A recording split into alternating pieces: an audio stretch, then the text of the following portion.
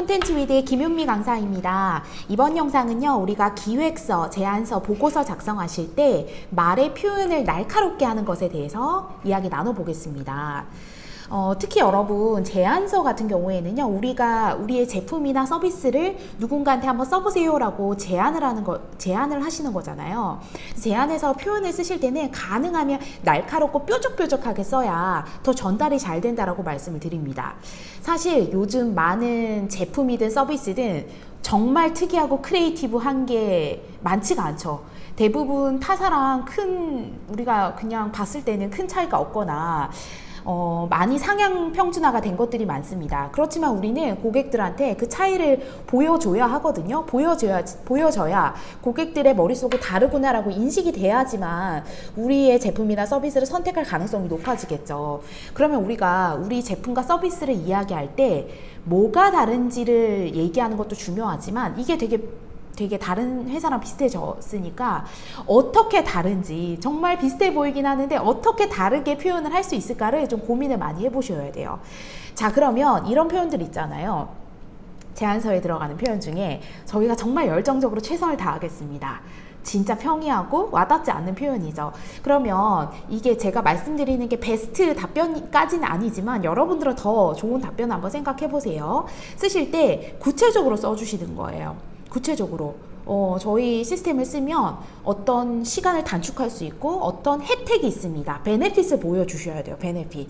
근데 우리가 단순 베네핏이 아니라 그 사람, 내 얘기를 듣는 그 회사, 그 고객사, 그 사람, 그 청중한테 와닿는 베네핏을 구체적으로 수치로 제시해 주시면 더 확 와닿게 되겠죠. 그래서 우리 걸 쓰면, 우리 시스템 쓰면 비용을 줄여줍니다. 그래서 이 비용을 줄여준다는 것도 단순히 줄여주는 게 아니라 얼마에서 얼마로 줄여주겠다, 얼마의 시간을 절약해 주겠다, 이런 구체적인 수치를 잘 계산해서 이걸 보여주셔야 돼요. 근데 이 수치도 근거가 없으면 안 돼요. 밑도 끝도 없이 이렇게 줄여드립니다 하면 안 먹히겠죠. 근거를 제시해 주셔야 돼요. 이렇기 때문에 이렇게 줄여줄 수 있다를 표현을 하실 수가 있으셔야 됩니다. 우리가 되게 잘합니다. 우리는 이미 당신 회사의 어떤 프로젝트를 하기에 최적화되어 있습니다. 이걸 보여주는 게 아니라 정말 실제 유사한 프로젝트를 했던 예시를 사진 혹은 글, 그리고 아주 확 와닿는 카피로 표현을 해주셔야 된다는 거예요. 저도 강의를 출강을 하니까 고객사에서 제일 궁금해하는 게 이거거든요.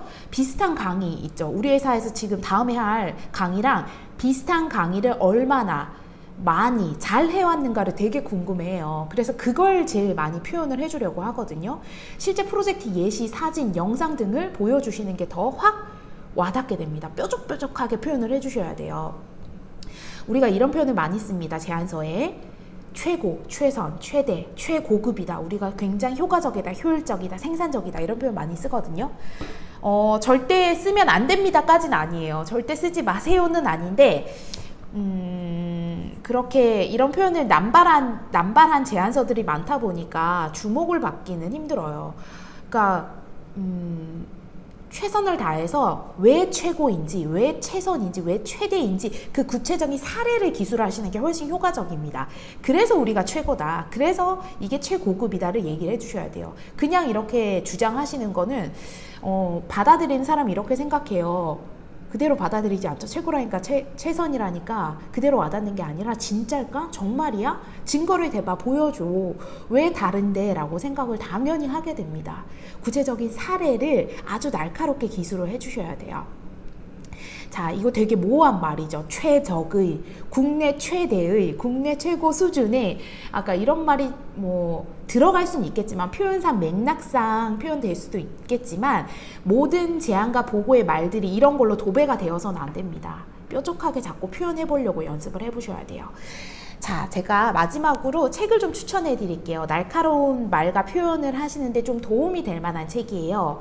이 책은 제안서, 보고서 쓰는 법을 다룬 책은 아닙니다. 근데 어떻게 하면 내가 전달하고 싶은 거를 구체적으로 말할 수 있을까가 궁금하신 분이 이 책을 참고하세요. 정철이라는 카피라이터가 쓴 책입니다. 얼마나 많은 사람들의 시선을 사로잡는 그 문구 카피를 많이 쓰셨겠어요.